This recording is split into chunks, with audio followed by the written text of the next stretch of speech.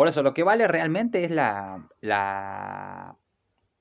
lectura bíblica, el que lea, el que estudie de forma disciplinada, todos los días la escritura, dentro de lo que se puede, siempre dentro de lo que se puede. Sabemos que muchos están atareados, muchos tienen trabajo. A veces creemos que porque no tenemos trabajo fijo, que no tenemos nada para hacer, pero hay un montón de quehaceres que hacer en realidad. Llevar a cabo muchas prácticas. Pero bueno, el que estudia realmente, que tiene conocimiento, el que está imbuido, ¿no?, de el peso abrumador de la retención bíblica, eso es lo que realmente vale, tener dentro de nosotros, ¿no?, ese andamiaje bíblico interno que nos permite enseñar la palabra de Dios con conocimiento, con realmente conocimiento intelectual en este caso, porque los coreanitos operando de la torre más alta que monitorean todo Sudamérica localizaron precisamente el problema de nosotros los pentecostales y saben precisamente que yo no soy necesariamente pentecostal de hueso colorado, yo me decanto por una iglesia más más por ahí bautista o presbiteriana, también son muy lindas. Hacen más énfasis a la escritura, se enfocan más en eso. La iglesia pentecostal es hermosa, bueno, pero tiene lo bueno y lo malo, los pros y los contras. Cada quien depende de lo que le guste a cada uno. Este, Podemos sacar el mejor jugo tanto del uno como del otro, ¿no? Pero en este caso yo creo que el problema está en la parte teológica. Obvio, no significa que porque te sepa la Biblia de memoria hay teólogos que son ateos. Pero tenemos que tener esa densidad bíblica para poder disertar. Porque después cuando nosotros escuchamos Joel Osteen, que cada palabra, cada sílaba que pronuncia, ¿no?, las personas que realmente están conectadas con Dios pueden escanear la frecuencia hueca de la voz de Él, ¿no? Y no tiene ningún tipo de sentido eso. Y ahora se ve mucha gente que por ahí en YouTube sube videos, que no está mal, y de pronto, que no está mal, tienen una buena forma de presentar el video porque lo editan bien, tienen un buen editor de video, etcétera, etcétera, pero de nada te vale porque si no estás transmitiendo un verdadero conocimiento no tiene sentido eso. La gente tiene que evaluar lo que se te está, de la comida espiritual.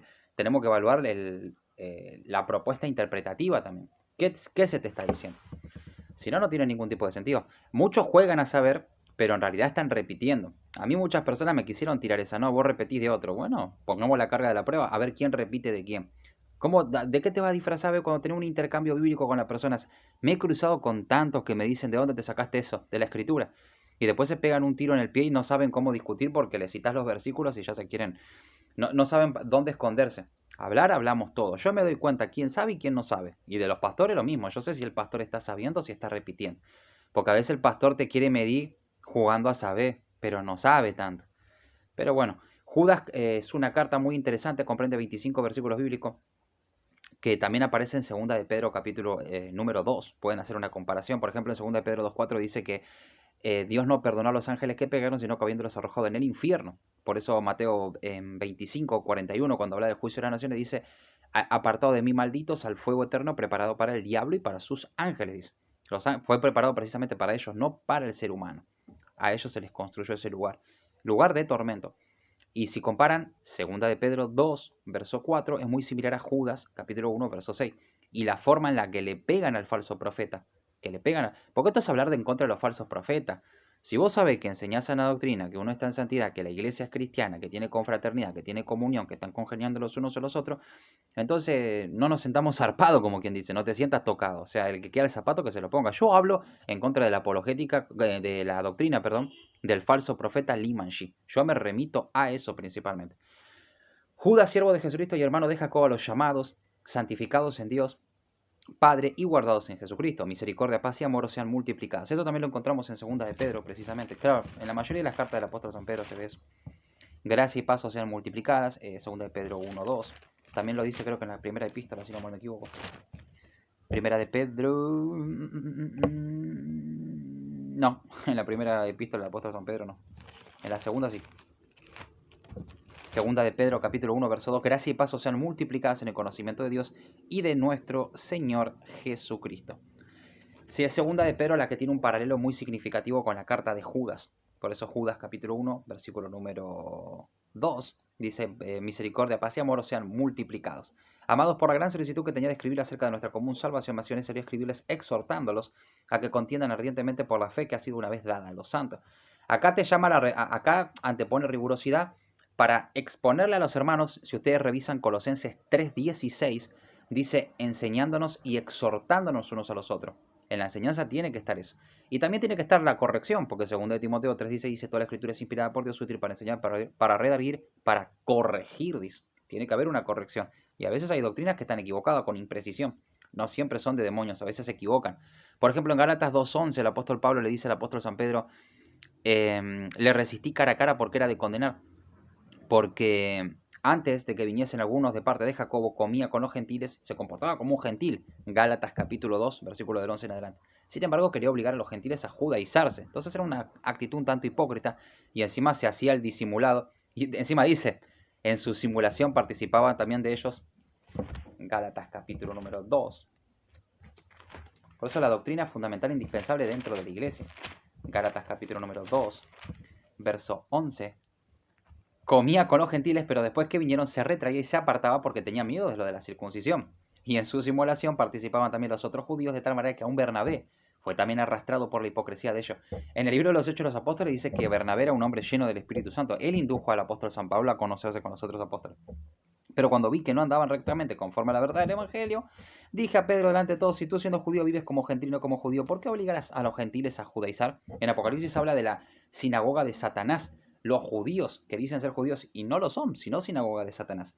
En Tito 1:14 también dice, no atendiendo a fábulas judaicas. Todas estas cuestiones interesantísimas, uno tiene que exponerlas y al mismo tiempo denunciarlas, porque segunda de Pedro 2 dice que hubo falso profeta, como también habrá falsos maestros entre ustedes que van a introducir encubiertamente esas herejías, encubiertamente. Entonces, ¿qué dice?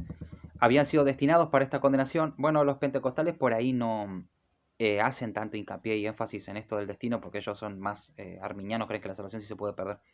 Pero la Biblia igual te habla de destino, está escrito así en la palabra de Dios. Encubiertamente, si ustedes leen 2 de Pedro capítulo 2, como ya dijimos, hay un paralelo entre 2 de Pedro 2 y la carta de Judas. Esa palabra encubiertamente también aparece en 2 de Pedro 2, que introducirán encubiertamente herejías destructoras. Y pensar que hace 2000 años ya se había profetizado todo esto. Y convierten en libertinaje la gracia de nuestro Dios. Porque, por ejemplo, los seguidores del Iman Shi en la secta coreana que hacen pacto de silencio para hacer esos estudios asquerosos, también hacen oraciones por los muertos. Eso tampoco te lo quieren contar. Y no saben cómo maquillar esa clase de cosas. No, no es tanto así. Y niegan a Dios el único soberano y a nuestro Señor Jesucristo. Mas quiero recordar, ya que una vez lo habéis sabido, que el Señor, habiendo salvado al pueblo sacándolo de Egipto, después destruye a los que no creyeron. Ahí viene la rigurosidad. No es Jesús te ama siempre como un osito de felpa que te come a veces. Los ángeles que no guardaron su dignidad, sino que abandonaron su propia morada, los ha guardado bajo oscuridad en prisiones eternas para el juicio del gran día. Como Sodoma y Gomorra y las ciudades vecinas, las cuales de la misma manera que aquellos en los tiempos de Lot, habiendo fornicado y en pos de vicios contra la naturaleza, fueron puestas, por ejemplo, sufriendo el castigo del fuego eterno. No obstante, de la misma manera también estos soñadores mancillan la carne, rechazan la autoridad y blasfeman las potestades superiores. Pero cuando el arcángel Miguel contendía con el diablo por el cuerpo de Moisés, no se atrevió a proferir juicio o maldición contra él, sino que dijo: el Señor te reprenda. Pero estos blasfeman de cuantas cosas no conocen, y en las que por naturaleza conocen, se corrompen como animales irracionales. Segunda de Pedro 2:11. Mientras que los ángeles, que son mayores en fuerza y potencia, no pronuncian juicio o maldición contra ella delante del Señor. Pero estos, hablando mal de cosas que no entienden, como animales irracionales nacidos para presa y destrucción, perecerán en su propia destrucción. Entonces, hay de ellos porque han seguido el camino de Caín, que mató a Abel, y se lanzaron por lucro en el error de Balaam. Números capítulo 23 pueden encontrar que quiso maldecir junto con Balac al Estado de Israel, a pedido de Balac, y no podía. Dios convertía la maldición en bendición, como dice Nehemías capítulo 13, versículo número 2. Y perecieron en la contradicción de Coré. Números capítulo 16, versos 30 y 31, dice que se los tragó el Sheol. Se rebelaron contra Moisés en ese sentido. Apocalipsis 12, del 7 al 9, dice que los ángeles que se rebelaron fueron arrojados a la tierra. Son manchas en vuestros ágapes que comiendo impúdicamente con ustedes se apacientan a sí mismos, nubes sin agua, dice, llevadas de acá para allá por los vientos, árboles otoñales sin fruto. Mateo 7 del 15 al 21 dice que los falsos profetas por los frutos los vamos a conocer. 2 veces muertos y desarraigados. Están muertos espiritualmente, ¿no? Fieras ondas del mar que espuman su propia vergüenza, estrellas errantes para las cuales está reservada eternamente la oscuridad de las tinieblas.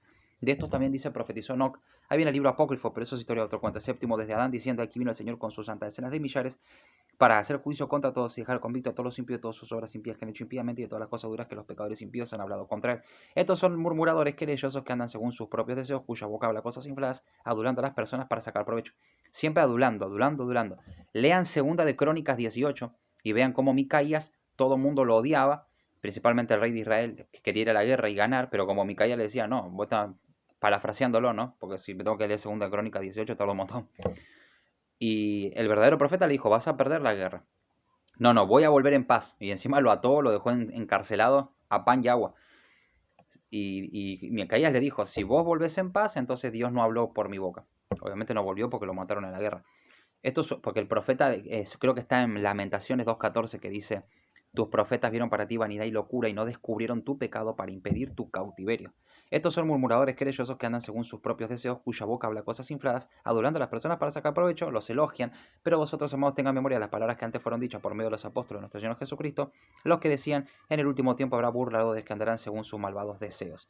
Estos son los que causan la división, los sensuales que no tienen, esos se hacen solo Jesús y se van con Limanshi, ya dividieron el cuerpo.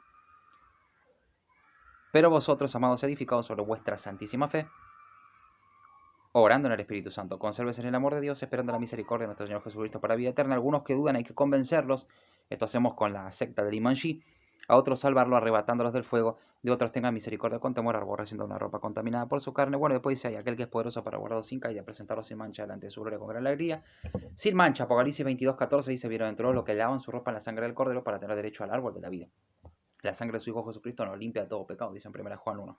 El único y sabio Dios nuestro Salvador sea gloria y majestad, imperio y potencia, ahora y por todos los siglos. Amén y amén. 11 minutos de mi vida tardé en, bueno, desglosar, ¿no? Desentrañar un poco la carta de el siervo Judas, la que antecede al libro de Apocalipsis. Eso podemos hacer siempre en casa, dentro de lo que se puede. 11 minutos nada más.